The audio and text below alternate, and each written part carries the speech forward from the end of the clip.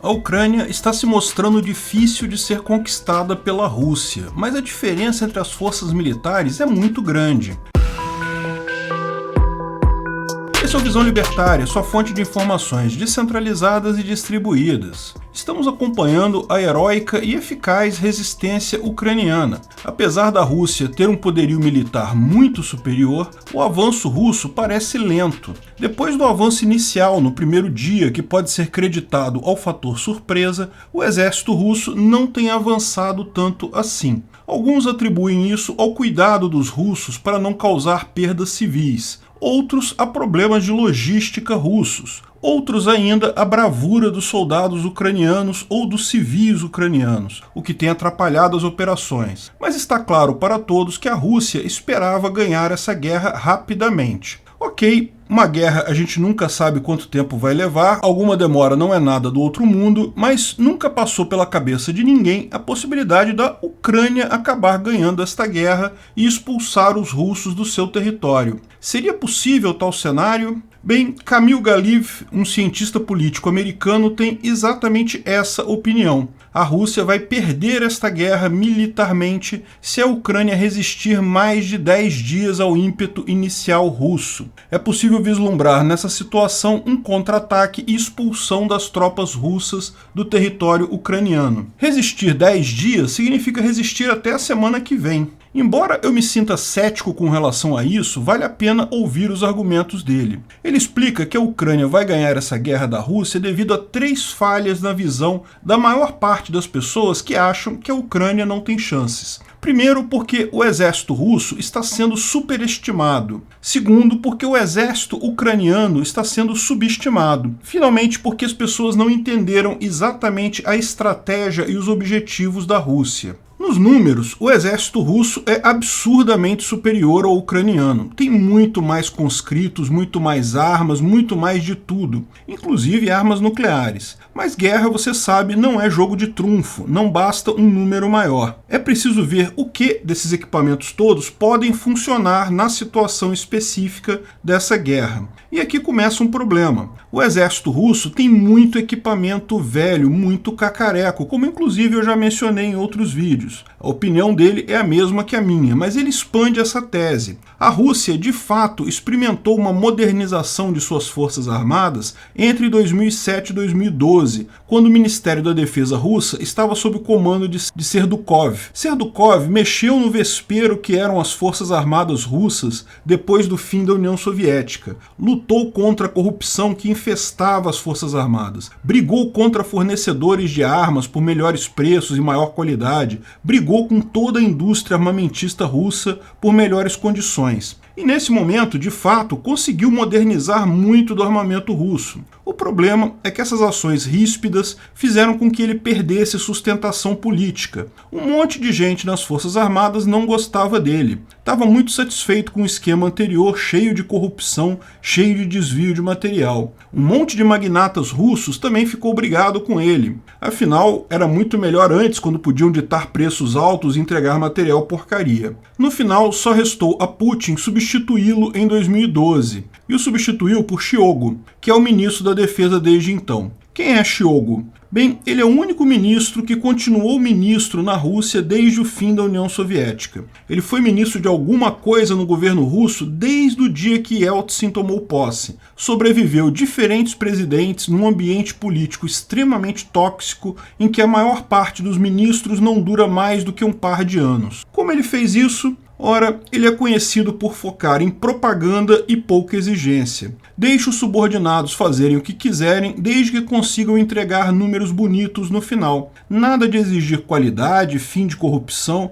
deixa o pessoal quieto. Só pede números bons, nem que seja propaganda. No final, ele é o ministro da propaganda. O fato é que a suposta modernização do exército russo parou ali. De 2012 para cá, os números continuam crescendo, mas só os números. Os equipamentos em si continuam cacarecos velhos da União Soviética ou aquilo que foi modernizado por Serdukov. Muito da expansão desde então é pura publicidade, não tem nada de equipamento real. Além disso, na visão dele, a Rússia cometeu um outro erro estratégico desde o fim da União Soviética. Optou por tentar manter vender o máximo da frota naval soviética. Isso gerou um custo enorme para a Rússia, porque eram navios muito caros. Fez com que investimentos muito mais razoáveis nas forças terrestres e aéreas acabassem não acontecendo. Uma frota naval grande como a Rússia tem hoje seria indispensável para lutar contra os Estados Unidos, por exemplo, mas ajuda muito pouco numa briga com a Ucrânia. Pode facilitar a tomada dos portos no Mar Negro, mas só. Portanto, embora os números do exército russo sejam muito positivos, a realidade é bem aquém disso e mal posicionada para o tipo de combate na Ucrânia. Mas pior que isso, todas as guerras que a Rússia se meteu nos últimos anos foram do tipo invade um pouquinho e o governo cai imediatamente. Pode ver, Geórgia, Chechênia, a Síria, que é a exceção a isso, o exército russo não vai para a linha de combate, só apoia. Os soldados russos, de fato, têm pouca experiência na guerra de forma geral. Isso é outro problema. Muito soldado, mas todos verdinhos. A Ucrânia tem o contrário, desde a invasão da Crimeia pela Rússia, que tem que lutar contra os separatistas em Donbass. O exército tem um monte de pessoas treinadas neste combate real, acostumada a ouvir bomba explodindo do lado sem tremer, que viveu o dia a dia de uma batalha real. Ok, uma guerra civil, não um exército, mas em tudo similar ao ataque russo. Afinal, todo mundo sabe, os rebeldes ali são equipados e treinados pelos russos. Mais do que isso, quando a Ucrânia tomou a sova da Rússia na invasão da Crimeia, percebeu que seu material estava todo podre. Tal como a Rússia, só tinha cacareco velho da época soviética. A Rússia, pelo menos naquele momento, estava melhor devido às melhorias feitas por Sadukov. Isso serviu de alerta para a Ucrânia. Desde então, o governo tem investido pesado em modernizar as forças armadas. Pior, quando você é atacado e humilhado, cresce nas Forças Armadas o sentimento patriótico, diminui-se a corrupção, que também era grande por lá. As pessoas constatam que precisam fazer algo de verdade, não bastam números para se defender. E eles fizeram um monte de encomendas, um monte de equipamentos novos. A maior parte dos tanques do exército ucraniano ainda são os cacarecos velhos soviéticos, porque as maiores encomendas que eles fizeram de tanques ainda não chegaram, só tem cacareco por lá. Mas muitos caminhões de combate, radares móveis, drones e equipamentos de última geração já integram as Forças Armadas. Além disso, o conflito com a Rússia fez com que vários países ocidentais ajudassem com armamento mesmo antes da invasão. E essa ajuda tem se intensificado agora com a invasão russa. No final, nos números frios, na visão dele, os russos não estão melhores que os ucranianos não. Mais quantidade, talvez, mas com qualidade muito inferior e menos treinamento. Mas ainda falta um terceiro ponto, a estratégia russa. Segundo ele, uma blitzkrieg é ordenada em escalões, ondas de ataque. Se o objetivo real é ocupar território, faria sentido a Rússia enviar várias ondas de ataque seguidas. A primeira onda diminui a resistência do oponente para as seguintes eliminarem qualquer oposição e conquistarem o território. O que estamos vendo neste ataque é apenas uma onda vinda de vários sentidos. As forças russas aumentaram a pressão no dia de ontem, 28 de fevereiro, mas são as mesmas forças, elas não estão ocupando o território. Não é uma nova onda simplesmente porque o exército russo não preparou isso. Lógico, isso se deve à expectativa do Putin de que isso não seria necessário.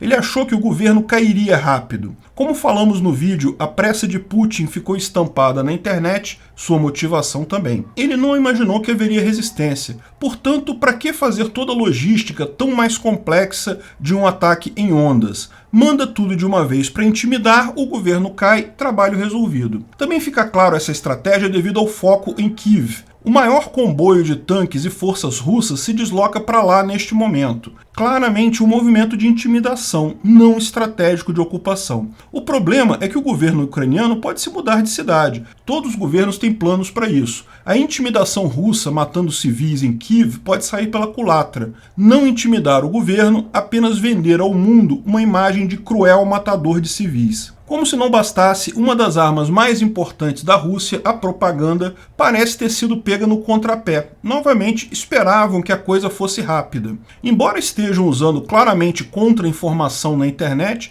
mesmo aqui no meu canal, volta e meia aparece robô russo para criticar meus vídeos, a Ucrânia também tem feito um excelente trabalho nesse sentido, unindo o povo, os militares e Zelensky, que segue firme na presidência. A visão externa da Ucrânia está cada vez maior. da Rússia cada vez pior. A indicação de que está perdendo a guerra da propaganda também se mostra justamente na necessidade do Putin de censurar jornais e internet no próprio país. A moral das tropas russas ao atacar um país irmão numa guerra que ninguém vê sentido certamente está baixa. Ok, vão obedecer à cadeia de comando, mas isso é muito diferente de alguém que está realmente motivado, que está defendendo a sua própria pátria, o caso dos soldados ucranianos. Eu ainda vejo a análise desse especialista com reservas. Me parece pouco provável a Ucrânia ganhar a guerra, até porque, estando sem saída, Putin pode fechar um acordo de paz inerte nos próximos dias, está inclusive prevista uma reunião nesse sentido amanhã, ou pode recorrer ao seu arsenal nuclear, e depois disso ninguém sabe o que pode acontecer. Mas ele certamente tem alguma razão em seus argumentos. É possível ver por que a Rússia está com tantas dificuldades.